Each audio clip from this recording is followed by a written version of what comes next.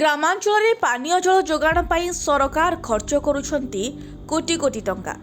ହେଲେ ସରକାରଙ୍କ ଏହି ଯୋଜନା କେତେକ ସ୍ଥାନରେ ଫେଲ୍ ମାରୁଛି। ଯୋଜନା ଠିକ୍ ଭାବରେ କାମରେ ନ ଲାଗିବାରୁ ଲୋକଙ୍କ ମନରେ ବ୍ୟାପକ ଅସନ୍ତୋଷ ଦେଖାଦେଇଛି। ଘରକୁ ପାନୀୟ ଜଳ ଯୋଗାଣ ପାଇଁ ଆଦାୟ କରାଯାଉଛି ଟଙ୍କା।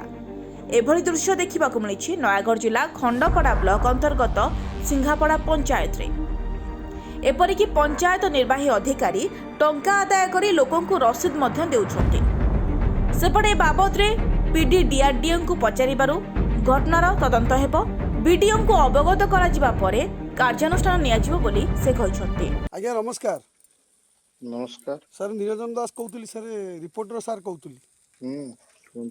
ସାର୍ ଗୋଟେ ବଡ଼ ଅଭିଯୋଗ ସାର୍ ଆସିଛି, ସେ ଖଣ୍ଡପଡ଼ା ବ୍ଲକର ସିଂଘାପଡ଼ା ଜିପି ସେ ସାର୍ ଆଜି ନେଇକି ବିଡିଓଙ୍କୁ ଦରଖାସ୍ତ ଦେଇଛନ୍ତି ଯେ ପାଣି ପାଇଁ ତ ସାର୍ ହାହାକାର ପଡ଼ିଥିଲା ବେଳେ 1000 ଟଙ୍କା ଲେଖାଏଁ ଆଜ୍ଞା ଆଦାୟ କରିଛନ୍ତି ଆମର ଯିଏ ଅଛନ୍ତି ଏକ୍ଜିକ୍ୟୁଟିଭ୍ ଅଫିସର ପଞ୍ଚାୟତର।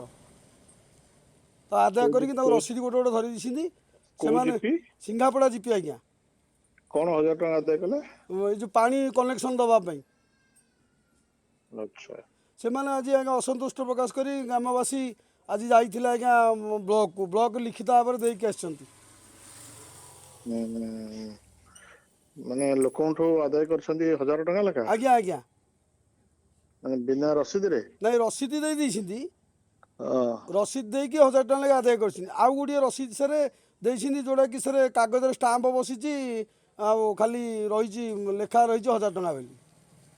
हां मु पचारुछि देखुछि। ସାର୍ ଏଇଟା ମୁଁ ଆପଣଙ୍କର ମତାମତ ନେଲି ସାର୍ ବଜେଇବା ପାଇଁ।